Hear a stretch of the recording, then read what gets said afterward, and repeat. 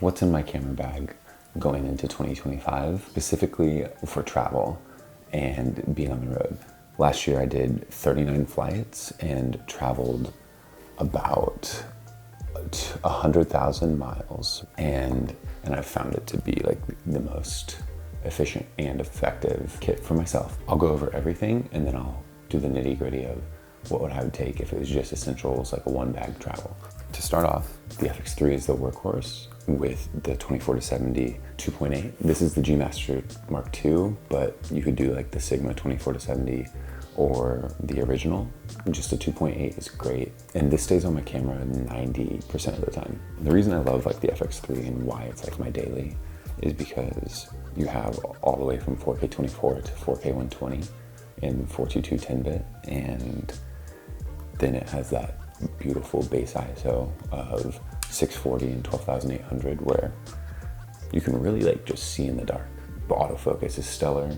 The camera that I can just like point, set my composition, set my settings, and really know it's just gonna do the job. It's just very reliable. If you could only take one camera, one lens, this would be it.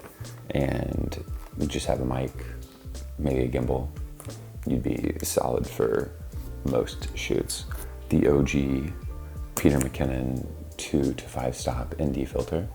I recently started religiously using ND filters, but up until like last year, I would just crank my shutter.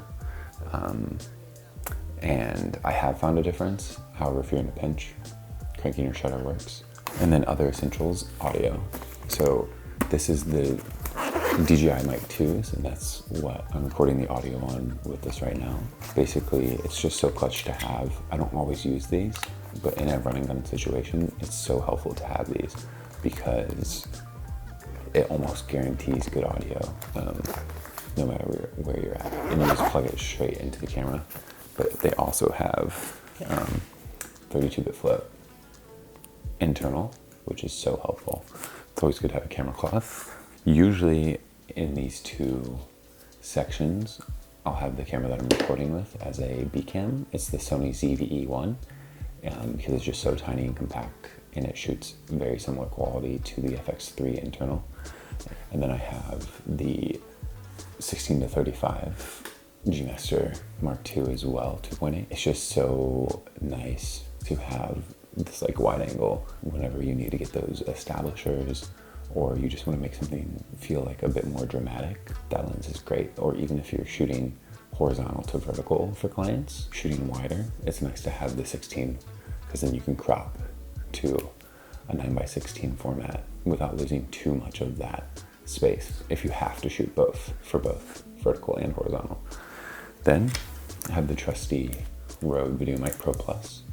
That is usually just always on and plugged in to get scratch audio if I'm needing it, and also good for on-site like interviews if you're not using the DJI mic. Then the other lens that I always take, this is the Tamron 70-180 2.8. It's just some sort of telephoto lens, even if it's like an 85 prime or something like that, is great to have. And this is like the lightest lens that I could find for travel that is a telephoto. And so that's why I love this. It's just so clutch to have something that you can punch in with when in need.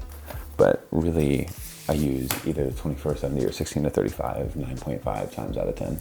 The Insta360 One X, and I just love this for some like cool 360 perspectives, or really I'll put this and rig it on my camera to get some BTS for myself. Because as you know, we're always the ones behind the camera filming, and we don't necessarily always get like behind the scenes. And it's always like a nifty little specialty thing if you want. And then I have this Handycam, and I just love this because it just gives those like nostalgic vibes, right? And it's just really fun to have, whether for like behind the scenes or textural. Going back here, I sometimes will build out a handheld rig, not a necessity. I have the Atomos Shinobi 5-inch monitor, just really nice, especially in bright conditions to monitor what you're doing. I have the Peter McKinnon tool. This is always clutch for just making sure everything is tight and nice, whether it's like on this tripod that I have here, or when you're building out a rig, just make sure everything's locked in. Back here I have this SmallRig V-mount attachment that's a quick release, so it'll go on the bottom of the FX3, and you can put the V-mount here for, it adds weight for the handheld rig, or a power solution as well for the V-mount whenever you have it connected to your cameras. In these compartments right here, a pair of wired headphones for audio monitoring. So a lot of times I'll be in crowds or at events where it's very loud, and if I'm doing an on-site interview or like a last-minute interview, it's good to have those headphones. And I'm always like, take a beat. I get the headphones out, I'll usually have them in my pocket, put them on just to make sure that the audio is usable. Here, I have all my adapters for SD cards, CF Express for the Sonys. I have an extra SD card for backup just in case.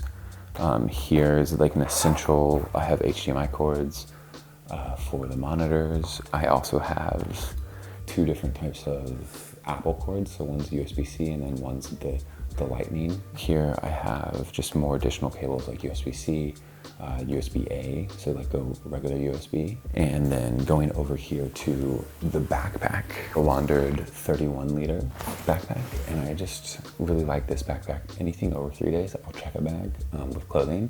Never check these, because this is why I'm going on these trips and I need this and it's essential. But if it's 3 days, I can figure out how to pack 3 days worth of clothing in here, plus having my laptop and things like that along with me. My MacBook. And then I also love the Fuji X100. It's just a fun little camera for some quick portraits or behind the scenes while you're on there. You can just have it like just strapped to your side. Not a necessity, but for me, I love taking photos, and this is a way I can like integrate that into my workflow if there's ever a moment. Here we have a V-mount. So this V-mount could go either on that V-mount plate to power the battery of the Sony, or this is also just such a nice portable thing to have for charging phones, your laptop, or anything. It has these different plugins for USB-A, USB-C, like an 8 volt out, 12 volt in and out. This is the SmallRig VB99 Pro. Instead of me having to bring like a charging bank, this acts as the charging bank while I'm traveling too. And then an adapter, so anywhere in the world, you have a solution for plugging into their outlets. So this is the RS3 Pro, and I just use this so much when running around for shoots, just to make sure it's stable, because you can always add shake and post, but it's harder to take it away. This is something new I added to my kit recently. It's a monopod that you could attach the gimbal to, so it would give you the options for those high angle things, kind of like drone shots. This is a nice to have. It does add some space in your packing, so you just have to figure out if it's worth it for the trip that you're going on. Like for me, it's gonna be case dependent if I bring this. And then behind the camera, a travel tripod. Just any travel tripod would work. I have a 3-legged thing, Bucky tripod. I love it. It's very compacts down to like 16 inches, but then it goes up to like, I think roughly like 72 inches or something like that. Very tall, very tall. Yeah, and that's my travel camera kit for my professional shoots around the world. Now, let's do a condensed, solidified version of, say I just had this Wandered bag right here. I would bring this FX3 and 24-70 Rode mic Video Pro Plus. Bring the DJI mics. Audio is so important. Then I'd probably just bring the 16-35 and ZV-1 as a backup. And then the last thing I'd bring is this battery bag and that essential kit. And honestly, I could probably get by with that for most travel. However, it is nice to have these things. If I ever go on personal travel, I usually do this condensed kit. And really, I probably won't even bring a backup body. I'll just bring an FX3 or potentially just the ZV-1 in a 24-70. I do also have a photo kit, but we can talk about that in another video because the majority of my work comes from video. One last thing I forgot that I just recently picked up this year that I'm very excited about. This Aputure MC Pro, it's a light, so you can always have some sort of light source for your client. Super handy to have some sort of portable light. Thank you for taking time out of your day to watch. You can be doing anything and you chose to spend a couple with me, and I appreciate you.